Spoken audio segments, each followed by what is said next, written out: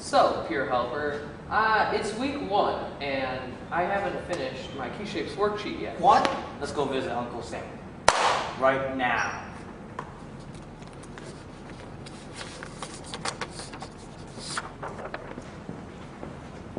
Okay, I got my Key Shapes worksheet from Uncle Sam. Got a nice pen here. What? What? You can't write in a pen. What if you make a mistake? I never thought about it that way. Well, now you have. Now I will always use pencil. Okay, so let's start by writing my name here.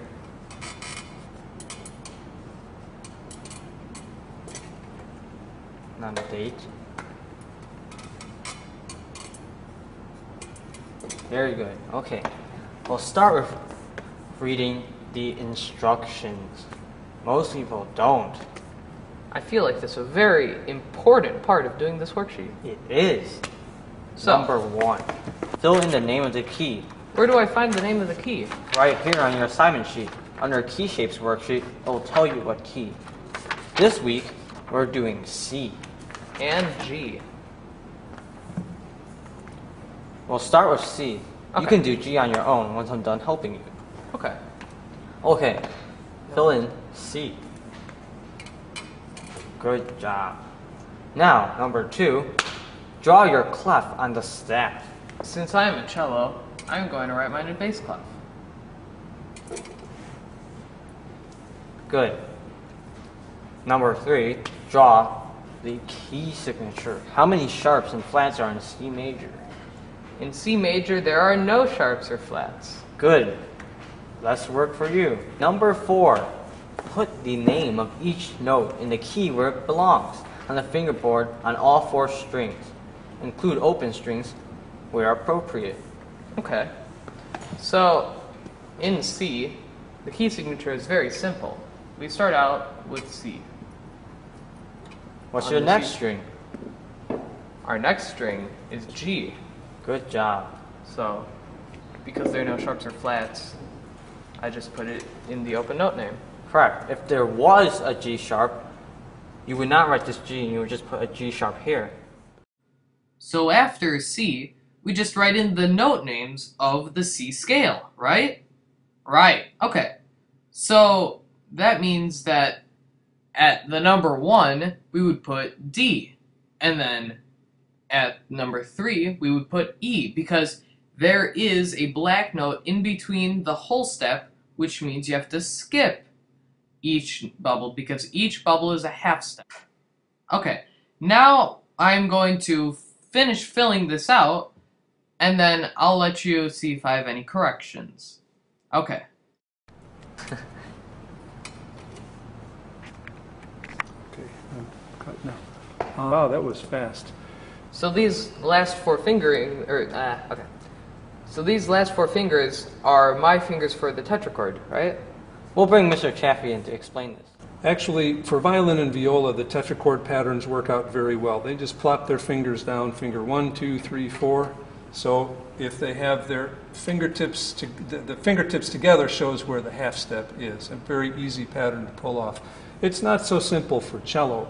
And for some of the keys, this is actually pretty complicated, but as you get into the crazier keys, this can be real helpful. So your first 4 fingered notes on this string, which would be the first position tetrachord, you have 2 hands for cello. Within this 2-3 tetrachord, as a cellist, you're going to play in first position fingers 1, 3, and 4. So you'll actually just have this going without playing second finger.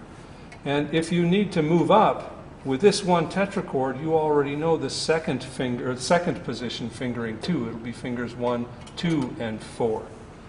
What we're identifying over on the side here is where in the first 4 notes the half step is.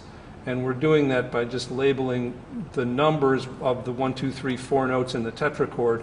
Where's the half step? So right now, let's look at these first 4 notes and tell me, is the half step between 1 and 2, between 2 and 3, between 3 and 4? Remember, we're not talking about fingerings, but where of those 4 notes, where's the half step? The half step is between 2 and 3. Good, and this is the C string, and it's in first position, so write 2, 3 there. All right, let's go over to the G string, and the first 4 fingered notes are actually straight across from the C string, right? So what's the tetrachord here? It is also a 2-3 tetrachord. Good, so over here in first position, the tetrachord starting in first position, we'll label that as a 2, 3. On the D string, we have notes in the tetrachord starting in first position is these 4 notes, E, F, G, A. Where is the half step there? The half step is between 1 and 2. So on the D string, you're going to put a 1, 2. Okay. And what about on the A string? You've got 1, 2, 3, 4. Where's your half step? The half step is also between 1 and 2. Good.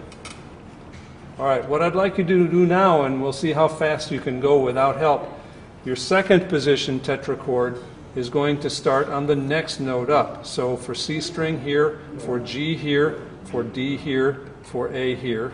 Your third position tetrachord is going to start straight across right here. So you go ahead and do that. Okay.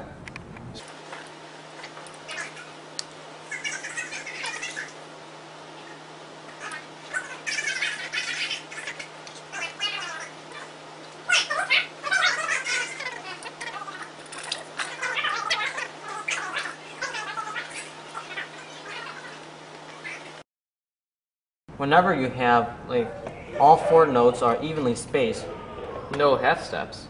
that would be a 4-1 tetrachord. Okay, now for arpeggios. You're almost done. What you have left is the arpeggio, okay? So first, write your key and your key signature. Okay, so my key is C, So- and my key signature is blank. Good. Okay. So starting at C, we want to find out what the arpeggio. So a basic C chord would be C, E, G, right? Yes. That would be the first, the third, and the fifth notes of the C scale, which is C, E, G. So you can easily just go over here and look at all the C's, E's, and G's and write them down over here. Okay, that's easy enough. Yeah, we'll start with the C string. C, E, Good. and G. Great. Now you can continue that through the whole exercise.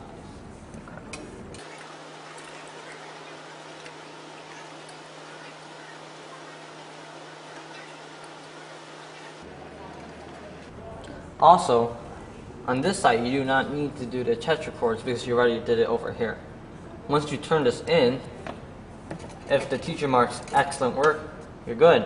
But if it says fix that's marked, wherever there's any markings, you need to fix that. Okay. If you still need help, you can always check with a peer helper or Mr. Chaffee or Mr. Velaseca.